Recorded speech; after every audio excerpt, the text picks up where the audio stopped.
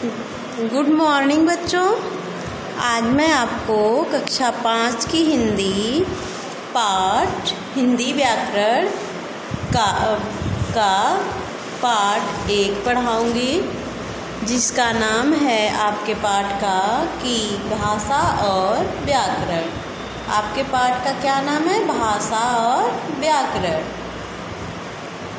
तो बेटा भाषा अपने मन के भाव प्रकट करने और दूसरों के समझने के लिए जिस साधन का प्रयोग किया जाता है उसे भाषा कहते हैं। एक बार फिर से हम भाषा का आपको बता देते हैं परिभाषा कि अपने मन के भाव प्रकट करने और दूसरों के समझने के लिए जिस साधन का प्रयोग किया जाता है उसे हम क्या कहते हैं? भाषा कहते हैं। उसे हम क्या कहते हैं? भाषा कहते हैं। उसे हम क्या कहते हैं? भाषा कहते हैं। तो भाषा शब्द संस्कृत की भाष धातु से बना है, जिसका अर्थ है बोलना। अर्थात हम बोलकर अपने मन की बात कहते हैं और सुनकर दूसरे की समझते हैं। बिना भाषा के हम लोग भी जड़ हो सकते हैं, क्योंकि समाज में रहकर हमें अपनी आवश्यकता पूर्ति तथा अन्य कार्यों के लिए एक दूसरे से बात करनी पड़ती है। यदि हम अपनी बात प्रकट नहीं करेंगे तो हमारा जीवन नीरस हो जाएगा। तो बेटा भाषा के कितने रूप होते हैं? भाषा के मुख्यतः 2 रूप होते हैं। कितने रूप होते हैं? 2 रूप होते हैं। कौन से? मौखिक भाषा और ये आपका मौखिक भाषा।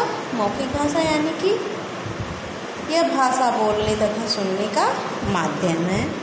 अर्थात इस रूप में भाषा मुख से बोली जाती है और कानों से सुनी जाती है। इस प्रकार हम अपनी बात को बोलकर कहते हैं और दूसरे की बात को सुनकर समझते हैं। ठीक है, अब आते हैं लिखित भाषा। अब क्या है आपका? लिखित भाषा। मौखिक भाषा को लिपि में प्रकट करना लिखित भाषा कहलाता है।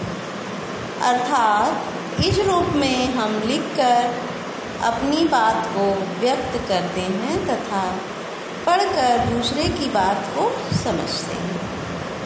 भाषा के मुख्यतः 3 अंग होते हैं। भाषा के अंग, तो भाषा के मुख्यतः कितने अंग होते हैं?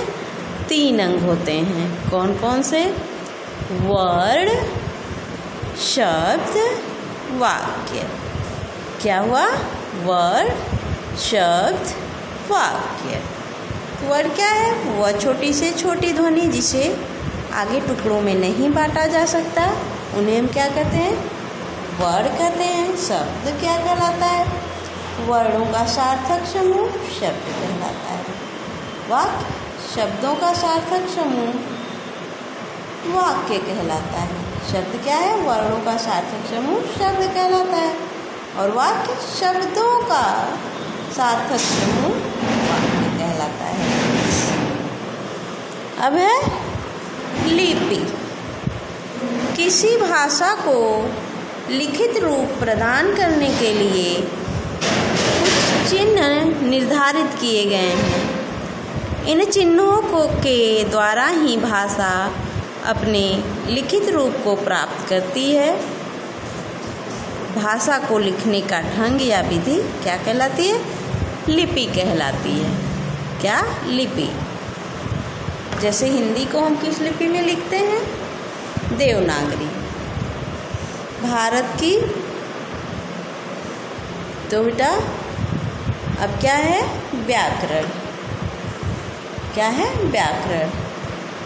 तो व्याकरण किसे हम कहते हैं कि जिससे हमें भाषा को शुद्ध रूप में पढ़ना, लिखना तथा बोलना सीखते हैं, उन्हें हम क्या कहते हैं? व्याकरण कहते हैं। व्याकरण के मुख्यतः 3 विभाग होते हैं।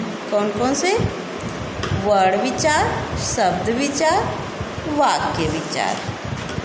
ठीक है बेटा, अब इसके आगे का एक्सरसाइज अब हम कल करेंगे।